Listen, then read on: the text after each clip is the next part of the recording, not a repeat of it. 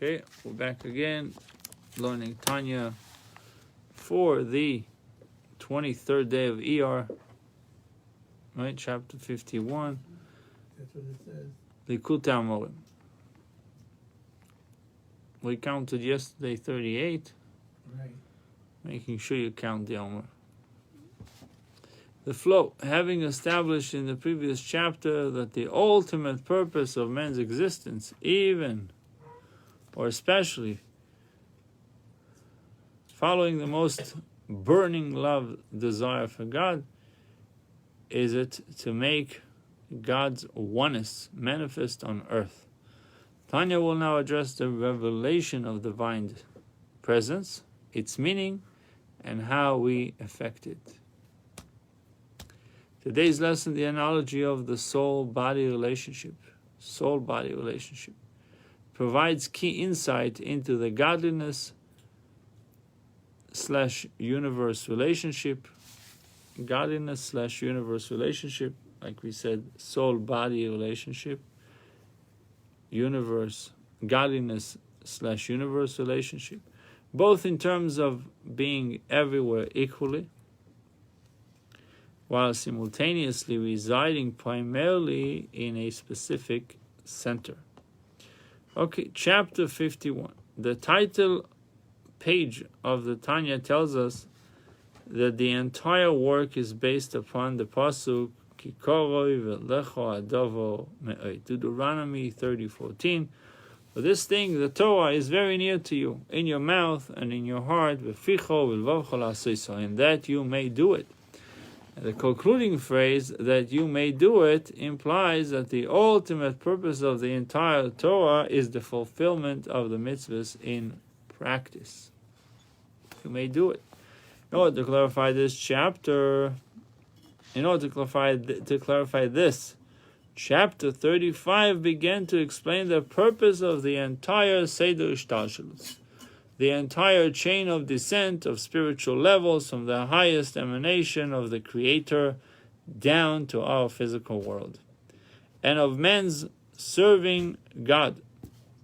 The purpose of both is to bring a revelation of God's presence into this lowly world, and to elevate the worlds spiritually so that it may become a fitting dwelling place for His presence. To further explain this, chapter 35 quoted the words of the Yenuka in the Zohar, usually referring to the younger one, that a Jew should not walk 4 cubits bareheaded, without a kippah, without a covering, because the Shekhinah dwells above his head. The light of the divine presence, continues the Zohar, resembles the light of a lamp, where oil and wick are needed for the flame to keep burning. You need oil and you need the wick. A Jew should therefore be aware, says the Zohar, of the Shekhinah above him, and keep it supplied with oil, good deeds, in order to ensure that the flame of the Shekhinah keeps its hold on the wick, the physical body. Chapter 51 now explains further the teaching of the Yenuka, that this light of the Shekhinah needs oil. In the Zohar, oil usually refers to the Sephirah of Chokhmah, wisdom. Here, though, the Yenuka takes it to refer to good deeds. What is the connection between practical mitzvahs and oil, which refers to Chokhmah? For further explanation of the words of the Yenuka mentioned earlier in chapter 35, where the Yenuka was quoted as saying that the light of the Shekhinah which dwells upon a Jew needs oil, meaning needs good deeds. Now, what connection to good deeds have? What connection do good deeds have with oil, which usually refers to Chokhmah, oil and wisdom? Oil refers to wisdom. It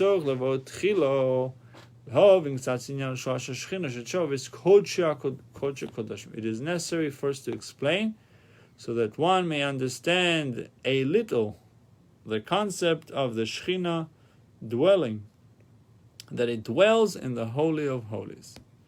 Indeed, there are detailed laws defining the marks of respect due to the Holy of Holies because of the dwelling there of the Shekhinah. And likewise, any other place where the Shekhinah dwells. What does this concept mean? What is meant when we say a particular location is distinguished as being a place where the Shekhinah dwell rather than elsewhere?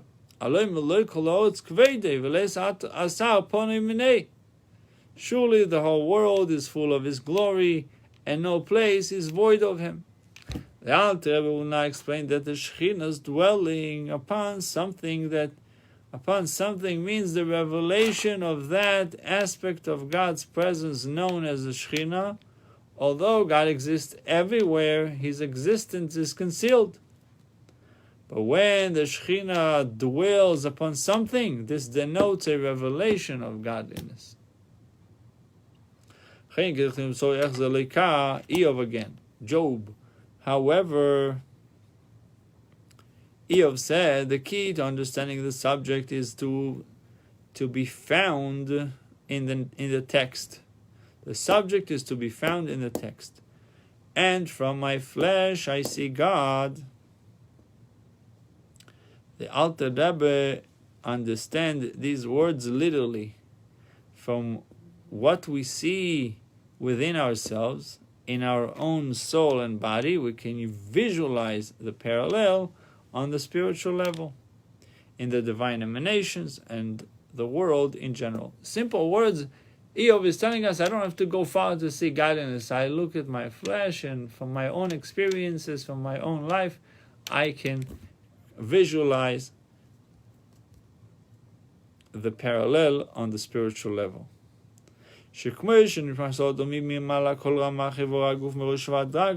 way of analogy, the human soul pervades all the 248 organs of the body from head to foot, the highest part of the body to the lowest part of the body. The soul pervades the body to the extent that no organ or portion of it remains void of the soul. Can you say that there's a part of your body that is void of the soul?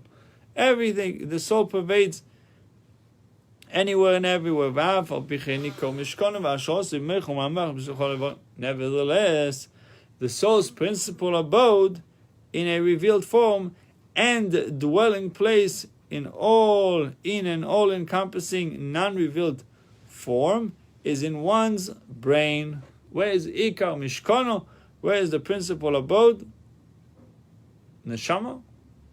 Where is the principal abode of your soul? No, this is the brain. In the brain. And from the brain, the soul is diffused throughout all the organs. From the brain, the soul is diffused throughout all the organs. This takes place in all organs simultaneously. For as the Rebbe explained, this diffusion of the soul refers to the life force from which the organs derive their vitality. In which respect, all organs are equal. This one aspect of the soul's emanation from the brain to the organs, and in Hasidic terminology, it can be termed the light, a revelation which is equal throughout. A second aspect of the emanation that the organs derive from the soul, which is in the brain, is the following.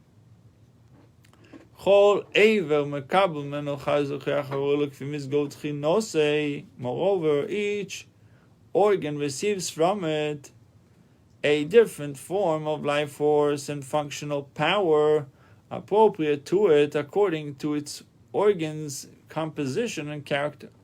Is the eye to see. The eye receives from the soul's a life force and ability to see. The power of sight accords with the smooth and translucent nature of the tissue of the eye. The ear receives from the soul a life force and ability to hear, the mouth to speak, and the feet to walk. Each organ in the body, in accordance with its composition and character, receives its life force and ability from the soul, which dwells and becomes revealed initially in the brain. כנראה בחוש שבמח מרגיש כל הנפעל ברמה חברון וכל הכרס העשם. As we clearly sense how in the brain one is conscious of all that occurs within the 248 organs and of everything experienced by them, because the brain is the nerve center and principal abode and source of the life force of the entire body. Now the variation in receiving the functional powers and life force by the organs of the body from the soul. Each organ receiving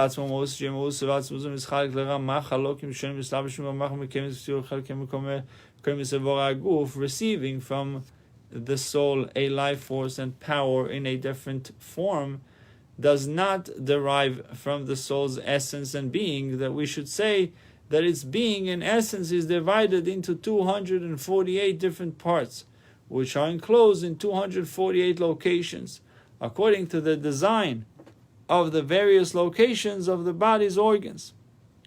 But the case, we would say that within the soul itself there are already revealed and differentiated the various functional powers of sight, hearing, and so on. And that these 248 powers which exist within the soul are enclosed within the body's 248 organs, each in its appropriate location. We cannot, however, accept this approach, because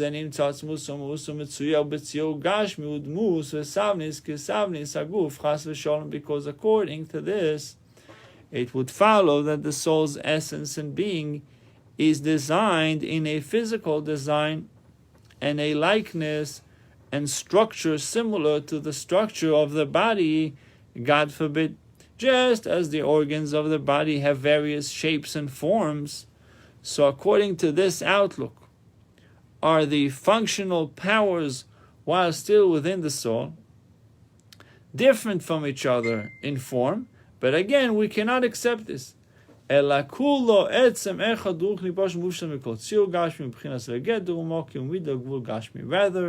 it is the soul entirely a single spiritual entity. It is, number one, a single entity. Number two, a spiritual entity. As a single entity, its oneness is plain and uncompounded. As a spiritual entity, its spirituality is in a form which is divested of any physical design and of any type of definition of physical space, measure, or limitation. Mitzad ma'usu v'atzmusu, the soul is free of all such dimensions by virtue of its intrinsic being and essence. In fact, the soul is so plain and free of all these that even when it is actually enclosed within the organs, they cannot affect any change in the soul.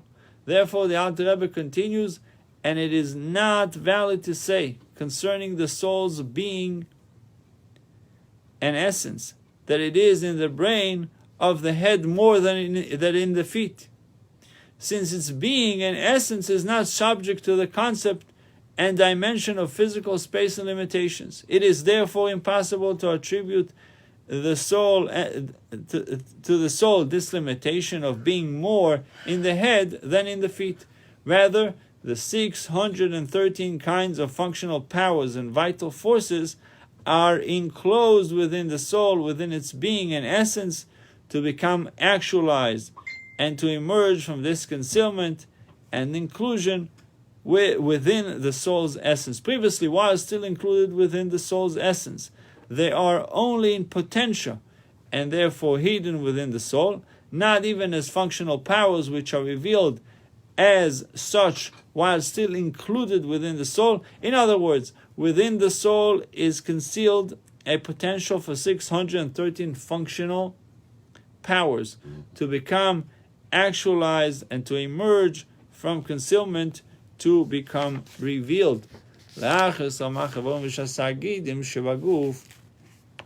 to animate 248 organs and 365 blood vessels of the body through the functional powers of the divine soul, becoming enclosed within the animating or vital soul, which also possesses the corresponding 248 and 365 functional powers and vital forces. Concerning these functional powers as they are drawn and revealed from the soul into the body, the Alter Rebbe will now explain that the principal location to which they are drawn and where they are revealed is the brain. It is from there that the potential powers spread to all other organs of the body. But the essence of the soul exists equally in the foot just as in the brain. So in other words, the brain is a conduit to transmit the power, but nevertheless, the energy of the soul, but nevertheless, the soul's essence is in the foot just as much as it is in the brain. Until now, the Alter Rebbe has mentioned mainly the 248 organs of the body and the corresponding 248 functional powers of the soul enclosed within them. Now, however, he goes into more detail, referring to all 613 functional powers, both those of the 248 organs and those of the 365 blood vessels, what we say sinews, each of which has its own unique life force from the soul. This explains why he now refers to the 613 rather than 248. So the takeaway from today's Tanya: if you understand how your body works, you can get an appreciation of how God works. That's the statement of Eov. From my flesh I see godliness. If you can understand how your body works, you can understand how Hashem works. God made the body mirror in microcosm his relationship with the world. You have a soul which in essence is without definition, yet contains in it the possibility to energize all your limbs.